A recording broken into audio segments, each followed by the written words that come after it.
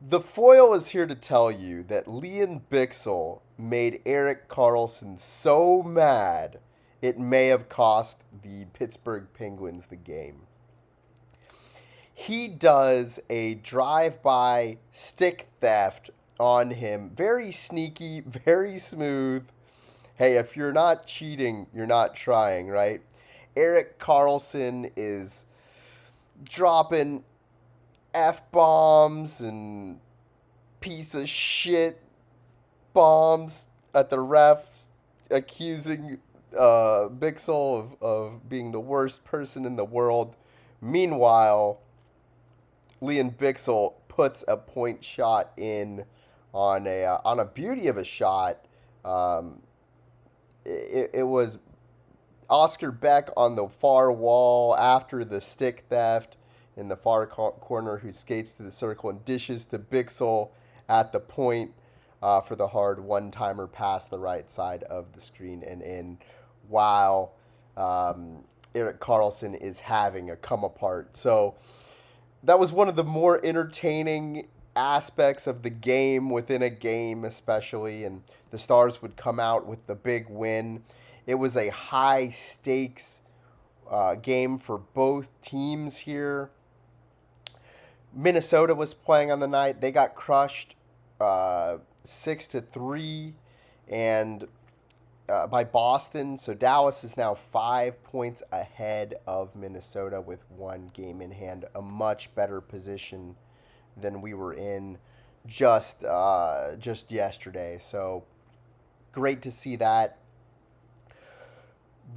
Um, Rantanen made his return triumphantly. He would make a difference just in so many ways on the attack, the creativity that he brings, the power play. He would end up getting a power play goal and a beauty.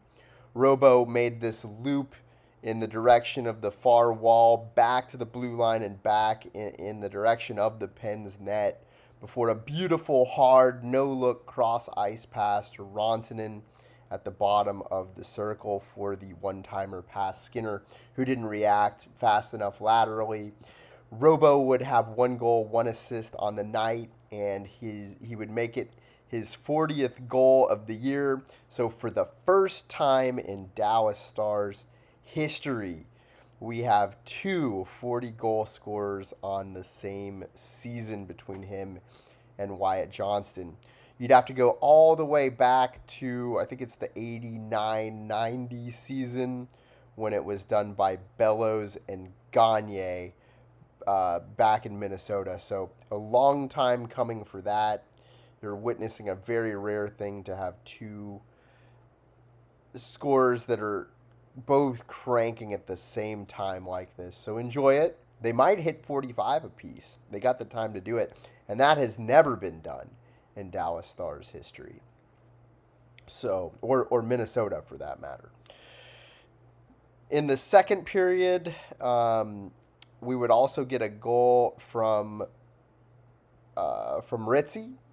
So, or actually, we would get a goal from Robo. So let's talk about the goal from Robo first. So this is in the second period on the power play, the second power play goal of the game. Duchesne low to Rantanen high.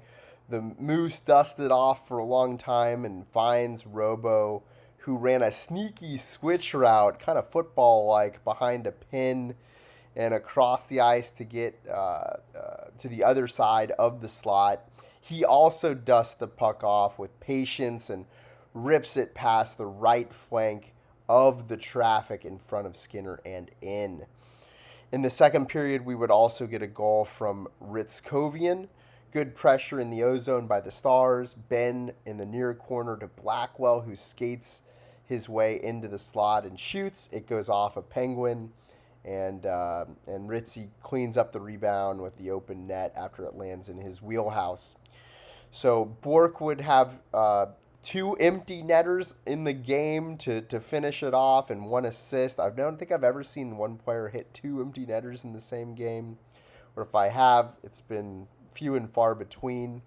Jamie Benn continues his solid season offensive production wise. He had two assists on the night. I got to tell you, I've been impressed with R2 Huru. He was 80% on the dot with 15 draws, so very impressive there. He had a really nice wrister late in the game. It didn't go in, but he's got a shot too, and I think we're going to see him find the twine soon enough. Also, a good game by Heiskanen, who had a great breakup, 3 versus 1, where he went down. That was in the first period. So, a good, I would say, a good enough performance by the Stars. It wasn't pretty at times, and the score effects are there with the 6-3 victory.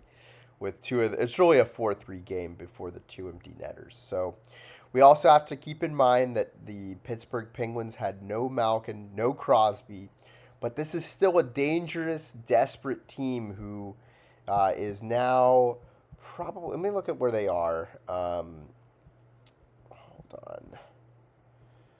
Let's see where the Penguins are.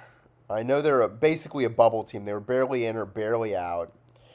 And now, after that one, they are third in the Metropolitan and only 2 points ahead of the Senators, who are on the outside looking in. So that's where you saw that frustration at the end of the game when one of their players broke their stick. These are not easy games to play, even when you've got out solid players like Malkin and Crosby. But let's not get too ahead of our skis here. This team still has a lot to work on. We take the win, but we had some setbacks after the loss of Steele in the last game.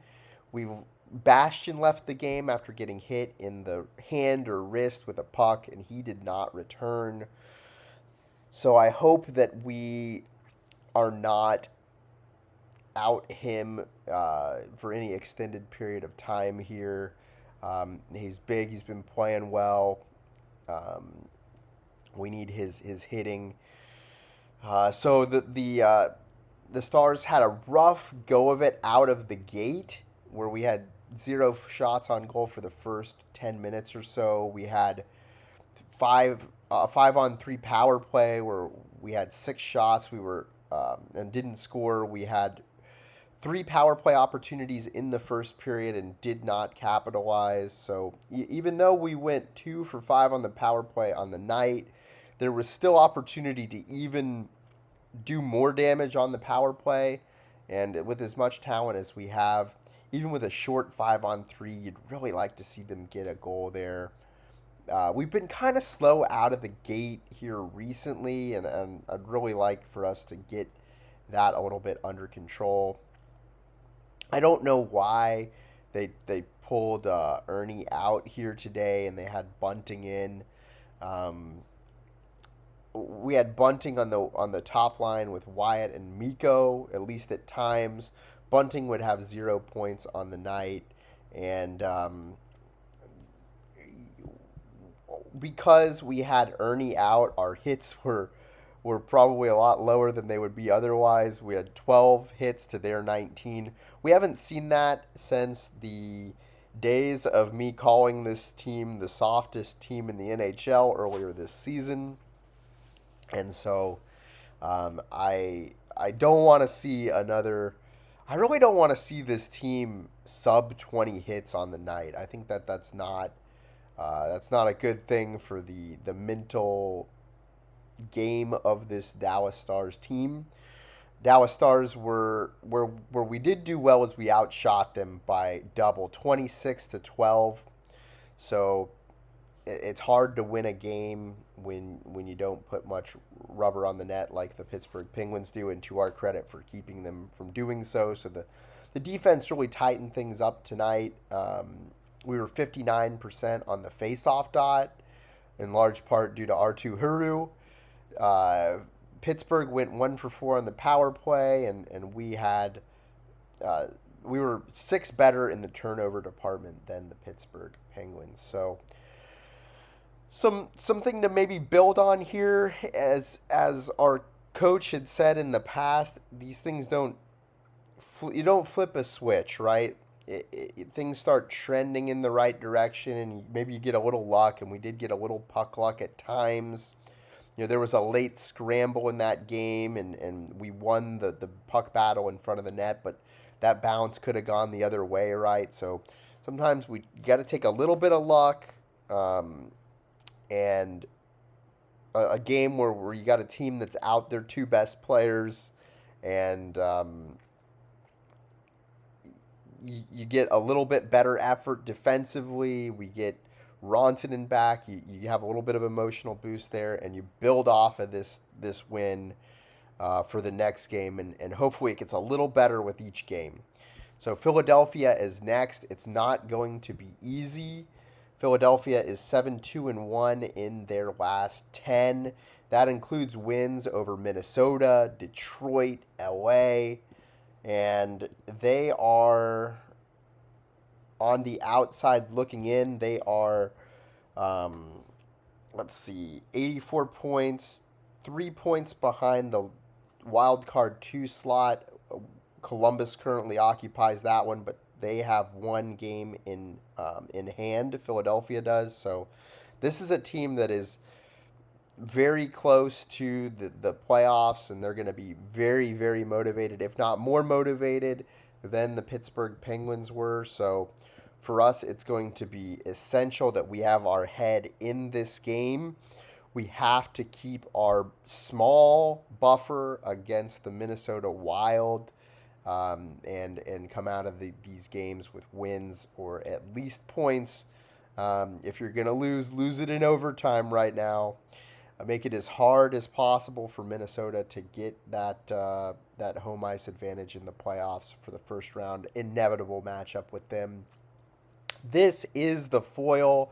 I am Danny Cohen, and I look forward to coming to you tomorrow with all of the latest on, or rather, the next day. By the time you see this, it'll the next broadcast. It'll be Monday for the results of the Philadelphia Flyers post-game wrap-up here. Y'all have a great day.